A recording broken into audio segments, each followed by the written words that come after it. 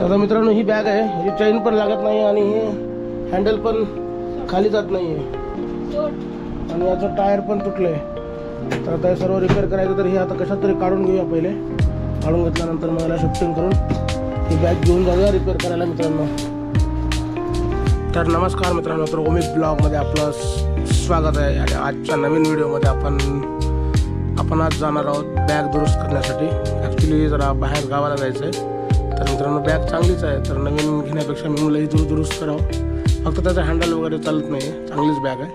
तर ते दुरुस्त करण्यासाठी आपल्याला जायचं आणि आपण इथं नवीन आहोत, त्यामुळे आपल्याला माहीत नाही बॅग वगैरे कुठे दुरुस्त करतात. आता जाऊन आपल्याला हुडकायचे, पहिले इन्क्वायरी करून मग आपल्याला ते बॅग दुरुस्त करून आणायचे मित्रांनो. तर आता पहिले फ्रेश होऊया, फ्रेश वगैरे होऊन कालची नवीन टोपी घेतली, एक टोपी घालूया आणि टोपी घातल्यानंतर मस्त मग आपण रेडी झाल्यानंतर आपण जाऊया बॅग दुरुस्त करायला मित्रांनो. चला तर मित्रांनो असं फ्रेश होऊन मस्त असं रेडी झालेलो आहोत. पण विषय असा आहे मित्रांनो, ती बॅगची हालत पाहिली मी, खूपच खराब आहे.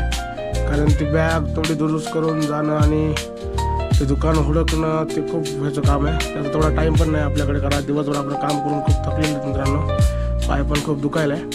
तर आपण नवीनच बॅग घेऊया. उद्या आपण डायरेक्ट नवीन बॅग घ्यायला जाणार आहोत. सो आपण उद्या जाऊया नवीन बॅग घेण्यासाठी. एकदम छान बॅग उद्या आपण घेऊया मित्रांनो. ओके.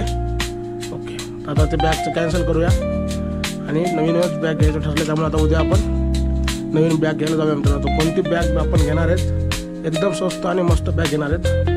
एक बजेट आपलं आहे 4-5 हजारापर्यंत. तरी पाहूयात कसं होतं, काही नाही, काय रेट आहे काय बॅगचा. स्काय बॅग वगैरे पाहूया, कोणती चांगली असेल तर ती बॅग घेऊया आपण. चला तर बाय.